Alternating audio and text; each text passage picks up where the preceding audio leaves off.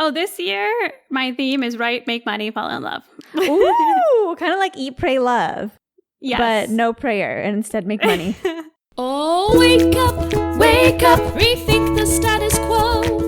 When you get your money right, then you're the one who runs your life. Come build a wealthy spirit with Sammy and Michelle.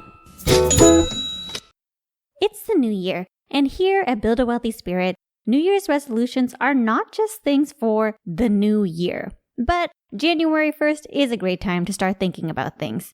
And Michelle and I, we really care about having New Year's resolutions that actually lead to change in your life. It's true, Sammy. It's very well known that a lot of people set a lot of goals at the beginning of the year, but unfortunately, by February or March, we've let them go. But not us. Last year, I did a New Year's annual theme, a theme for the whole year, and that theme was, I tend to the garden of my being. And guess what? Now, I don't have a job. So you can say that my garden has been tended to, and we want your resolutions to be just as effective and successful as ours. And we know that the important thing about a successful resolution is something that's obtainable and practical and also very clear. As somebody who saw Sammy's legs slowly start to scale up in the dry desert sun because she wasn't putting on any lotion or taking care of herself, I can confirm she has tended to the garden of her being, both physically and mentally. And you said that a lot during the year, actually. You came back to that theme often. So I think that really worked well for you. I'm back to being the soft brown girl that people know me as. That's what we love about you. Soft externally, hard internally. Okay, that's what I'm talking about. And another thing we find really helpful is thinking about projects. So today we are going to be talking about how to set yourself up for the new year with resolutions that you can actually accomplish, because we are here to build a wealthy spirit. We're here to help anybody. If you're somebody you're thinking, there are things that I want to do in 2024, this is for you. Let's get into it.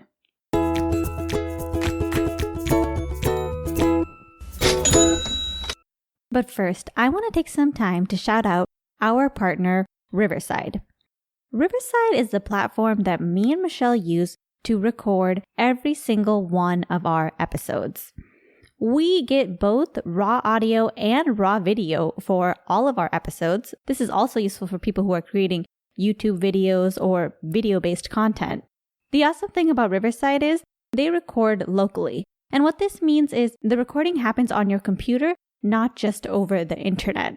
And this means that you're not going to get disruptions that are caused by bad internet. This means you're going to have studio level quality that is very clear.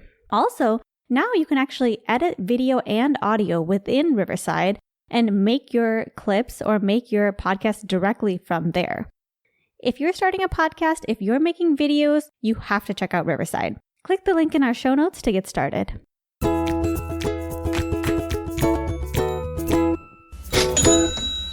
Sammy, I love setting new resolutions in the new year. Some people don't like them. I'm a big fan.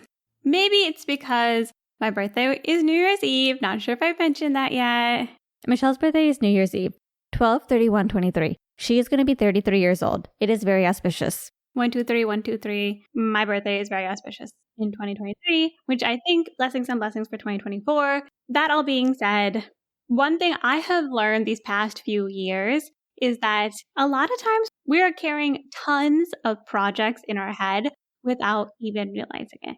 We're referring to specifically Charlie Gilkey of Start Finishing and Team Habits, who we had on this podcast. He thinks about how you're going to tackle things in projects. And he had a piece recently, January 2024 Planning Tips, Projects, Not Resolutions, which really align with how we've been thinking about our themes and projects for the past year and how we're thinking about it for this year. Michelle and I actually used both projects and the idea of themes to help build our resolutions last year. So we want to touch base on what we did last year and how it worked. And we also want to create our new projects and new theme for the next year. It's funny to look back at my New Year's resolutions for last year, Sammy, because One, typically I have a huge list and I don't accomplish them, but I did try to focus it down last year. What I have in my notes is publish writing every week, publish the podcast every week, move podcast to video, rebrand podcast, and I was just starting my new admin job with Small Bats, so I was working for the first time in 2 years, and so I just wanted to do a good job, basically. So 5 projects. Oh, and open myself to dating and tell more people I want to meet somebody. 6 projects. Yeah, and then I have actually an also list of more, but those I sort of knew may or may not happen. Okay, I'm so glad that you told our listeners about what your projects were last year because you made some errors. And that big error is that Charlie Gilkey actually recommends having no more than 4 projects each quarter. I'm already hearing 6. You say that you got a side list with other projects. That only means that some of the things are not going to get done, or some of the things are going to be, as they say, half-assed. Did you find this to be true with some of your projects? You know what's interesting, Sammy? I'm glad you brought that up because something I want to do differently this year, because I did accomplish a lot of my projects, but I do think I also got overwhelmed and burnt out at certain points of this year. Exactly for the reason that you're saying. I had a lot on my plate at certain points. This year, I want to look at it more in quarters. So first quarter of the year, second, 3-month segments, and actually think, okay, in these 3 months, what can I accomplish? I think that works a lot better for me than trying to be like, okay, by the end of the year, I have this long list of things that I want to do. I love that. What would you say were the 4 projects that actually did get accomplished last year? You know, it's funny. A lot of it has to do with the systems that I built. So publish writing every week. Even though I wasn't perfect, I was really consistent this year. I think I published definitely over 42 pieces. And actually, for a while, I was publishing twice a week because I was doing the show notes. I had a good writing year. I had a little bit of a break in the past month, but I do not have any qualms about how much output I put with writing. Obviously, we published the podcast episodes every week, which was great. And we did the rebrand for the podcast at the beginning of the year, which went wonderfully, by the way. And not only wonderfully, we are about to hit 25,000 downloads. So big thanks to our listeners. Boom, boom, boom, boom, boom, boom. You have helped take our podcast to the next level, and it has been an exciting journey. So I would say the podcast goal is also a definite check. Yes. No surprise, move podcast to video, something that was at the top of my list, something I really wanted to do, but just didn't have the time for, didn't really know when I was going to learn how to do it. I think the one thing I realized throughout the year was that was a huge project. Going to video is not just uploading everything to YouTube, so I don't feel bad about not doing it, but to your point, things got crazy. I think I hit my 4 max projects and then tapped out. That completely makes sense. What were your other projects? Well, an interesting one was open myself to dating and tell more people I want to meet somebody. I would say that's a check. Ew, it is. Well, I mean, we had a few situations that we've mentioned on this podcast. People have tried to introduce me to people. I have found that method doesn't work, but I wrote a piece about it, my rearranged marriage piece, which was one of the pieces I'm most proud of and one of my most popular pieces of last year. So I actually ended up getting good content from it. I also ended up getting a good story out of it as well. Good point, Michelle. So no husband, but an excellent piece that we will link to in our show notes. This is a classic Capricorn problem, I feel like. The work going great. The husband is still waiting for him. I want to talk about the last one, the 4th project that you had mentioned, which was do well at these new jobs that you had. I think that's the type of thing that maybe you wouldn't list under projects, but is taking up your time. So I think it's really important that you put it there, and that also helps you limit the number of things you're trying to put on your plate, which will help prevent you from having things on your plate that don't get done. It's true. And I appreciate it. It's funny because I think the year went really well in terms of work, even though I didn't know that was going to be such of a priority. Like at this time, I was getting one new opportunity. I ended up taking multiple other freelance roles with communities this year. So I really had a lot of opportunity to expand my skills, get involved with the communities that I'm in. And it's funny how on my list of resolutions, it's just like a little line, just like, hey, I just want to do well at my job. And it probably expanded into 5 projects in itself. There we go. That is how the project method works. What about you, Sammy? So I also like to change my projects every quarter and reevaluate them. So for the last quarter, aka my sabbatical quarter, I had 4 very clear projects, which is how I like my projects, extremely clear. Number 1 was self-care. Number 2, exercise. Number 3, building community. And number 4, working on the podcast. And how did those go? Amazing. They're going great. They're going so good. Self-care has been managed so well that it's now what I would call automated, which is something that Charlie also talks about with the projects. Once some of these projects become more ingrained and more part of your routine, you might not need to incorporate them into your 4 projects anymore. They're just natural things that you do. And that's self-care for me. My hair is good. I got my keratin treatment in. I'm soft as a baby, smelling like a cookie. My teeth are perfectly flossed. My gum problem that I thought would require surgery and may still require surgery. Okay. No, we're manifesting no surgery. I'll talk to the dentist about it. But honestly, my gums look like they're growing back. I wasn't expecting this, but they do look better. And my vision has improved by 2 prescriptions.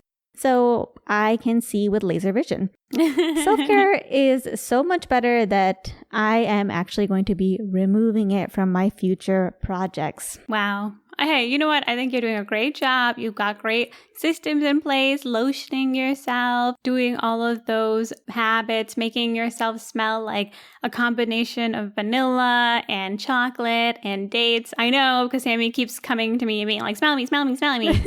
It gets old, but I'm happy for you. Thank you. Exercise was number 2. And I have to say, exercise is also significantly exceeding my expectations. I'm sorry, are you rating your resolutions like a employee self-evaluation for your employer? It's just a habit. So jobby mindset of me. But I am exceeding expectations in the exercise category.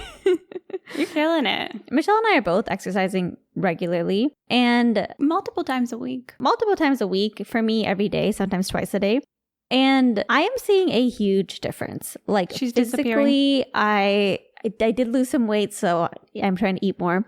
But physically, I am looking much stronger. Like I can see little abs behind my stomach. And I'm like, one of these days they're going to pop out.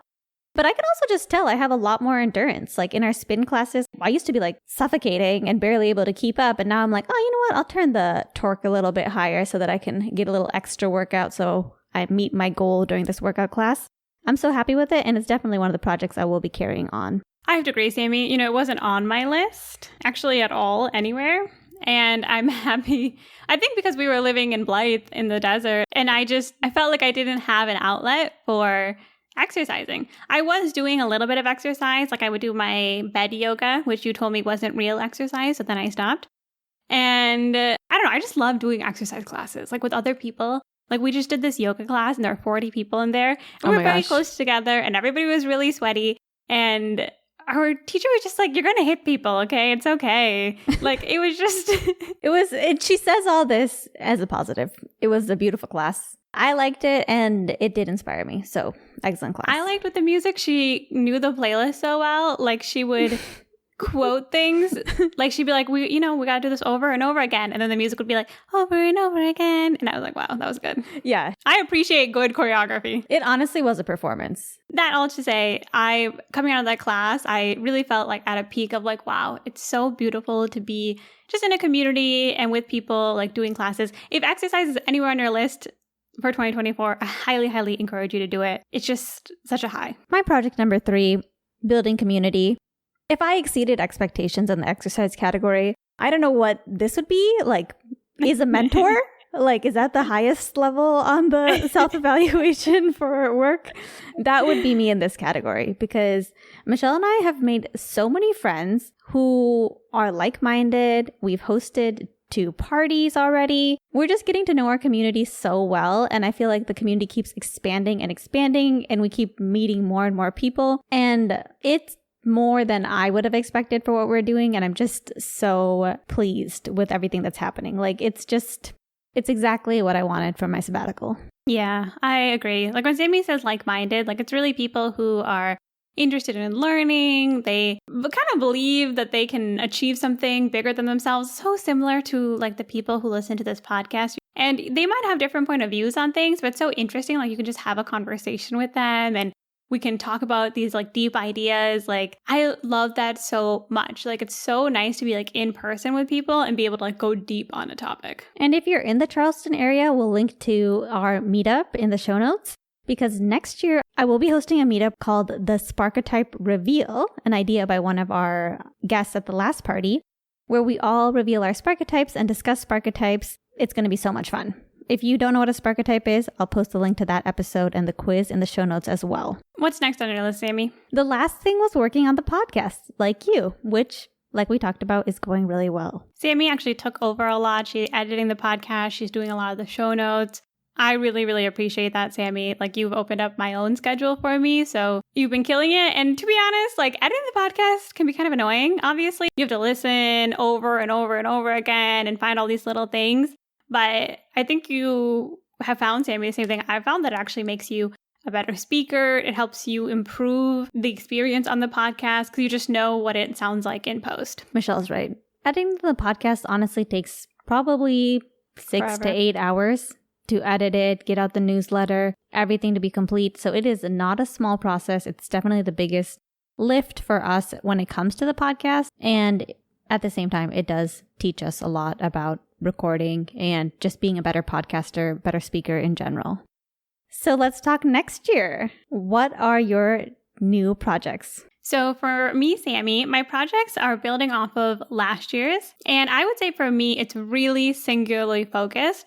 My goal this year is to publish weekly as possible. I'm giving myself some grace there. Publish essays on my Substack that I will collect into a book that I will publish at the end of the year. And that's my main focus. I love that. So one project, is that correct? I want you to say it if that's what it is, because that is an amazing thing. I think for the year, I would say that's my singular focus. There are things like I do want to date more in 2024. And so that's a project that I'm planning to expand.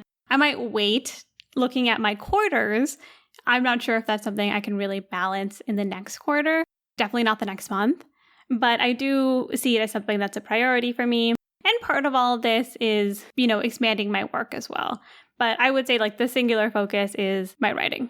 I love that. I love how focused you are. And I love that that's actually a big project. So you're making it the one project. Mm-hmm. You don't have to have 4. You just can't have more than 4. So having that as the one, amazing. I think also the thing I appreciate, right, is like things come up. Charlie Gilkey says a project is anything that takes time, energy, and money. For example, like I want to date, that will take time.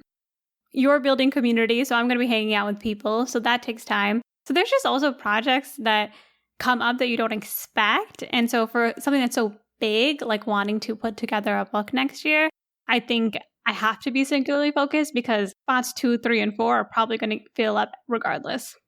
What are you thinking, Sammy? My projects for next year. Number 1, no longer self-care. Self-care has been removed.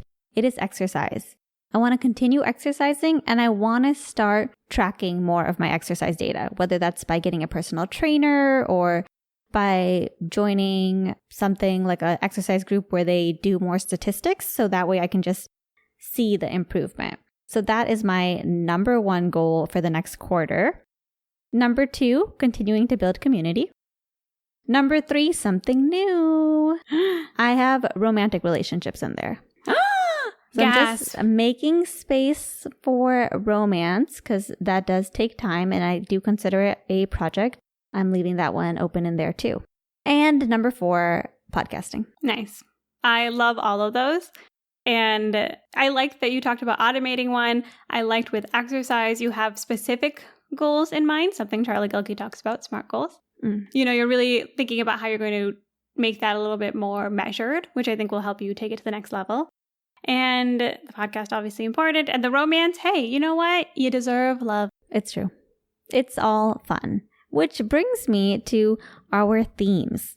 Last year, when Michelle and I talked about resolutions, we talked about themes for the year. So this is like a statement, almost poetic quote that encapsulates what you want to be the spirit of the year.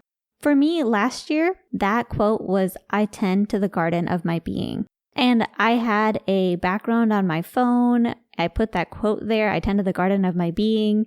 And sometimes when I would have to make a choice between doing something that involved caring for myself or about doing something for others, I would just remind myself, I tend to the garden of my being. I will say, having that quote in the background as my theme for the year, I do believe is what helped me also leave my job, because I put first tending to the garden of my being, and work was obviously taking up a lot of my time and preventing me from tending to the garden of my being sometimes. So I knew that leaving that would help, and it has. I want to put an explanation point on that, Sammy, because people who've been listening to this podcast this year know you had your thyroid surgery, and something you kept saying then was how a lot of the things that were going on in your life were kind of preventing you from taking care of yourself. And I think that was one of those holy crap moments where coming against what you want was in direct conflict with, in this case, your health. Yes. And I don't want to be dramatic. I was healthy and everything was wonderful, but tending to the garden of my being made me prioritize getting those things done. Did you have a theme for last year? I don't remember if I had a theme for last year. I'm going to take that as a no. I think for me, I was just so focused on my systems that it wasn't something that was top of mind. But do you have a theme for this year?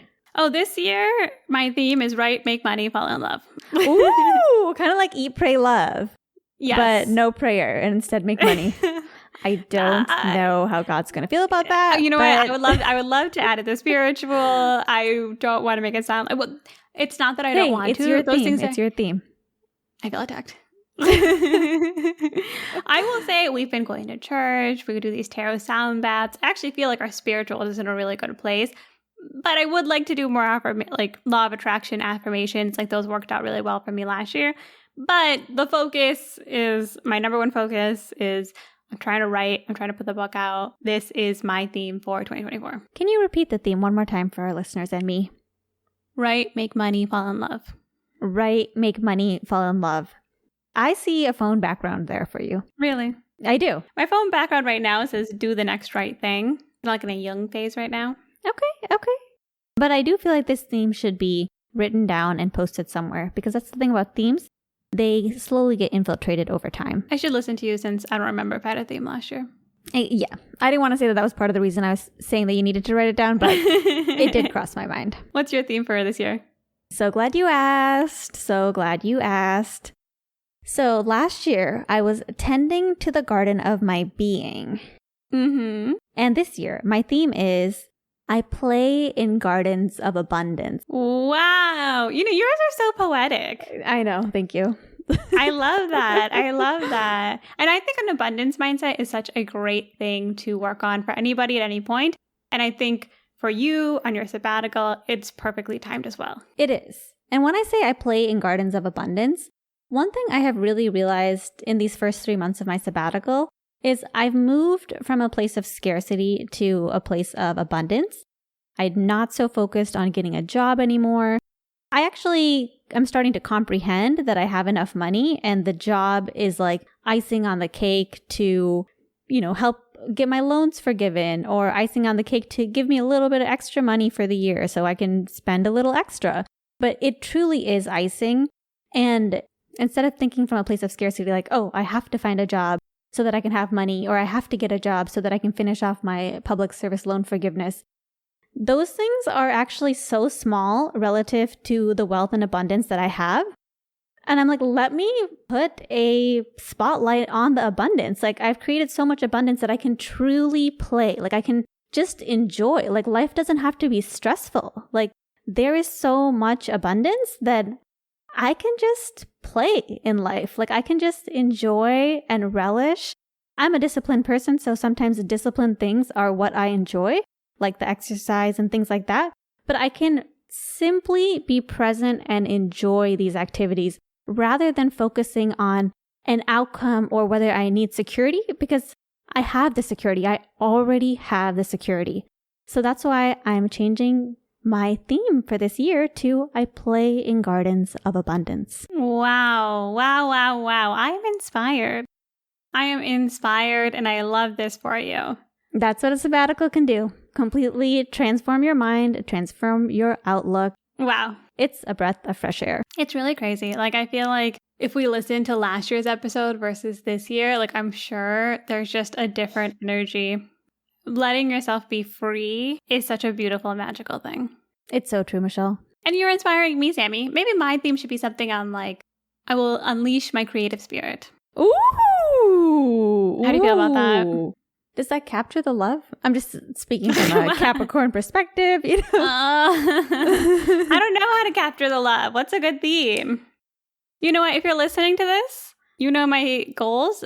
Feel free to leave a comment, buildawealthyspirit.com. Let me know a good theme because mine feels a little bit like beep, beep, make money. So I like that, Michelle. Call out to the community. If you can help Michelle create a more eloquent sounding theme that really captures this in a positive light rather than like such a workhorse light, much appreciated. You know, we're doing this before, obviously, the end of the year. So I got a couple days. Maybe I'll work on it, refine it a little bit. Takeaways. Takeaways for this episode. When me and Michelle talk about resolutions, we talk about two things. We talk about your 4 projects, maximum of 4 projects, as discussed by Charlie Gilkey. And we talk about your annual theme. Some important things to remember: limit yourself to 4 projects a quarter. And you can reevaluate these projects every quarter and change them up as needed. Some projects might disappear because they've become automated. Some projects may just no longer be relevant or not have priority. Check them out every 3 months. And decide on a theme. Decide on a beautiful theme that just captures the spirit that you want to encapsulate in the year. And I recommend posting this somewhere so you can see it visually so you don't forget about it like Michelle did. Wow, I feel personally attacked. It's my birthday, and yet I'm being attacked on the podcast.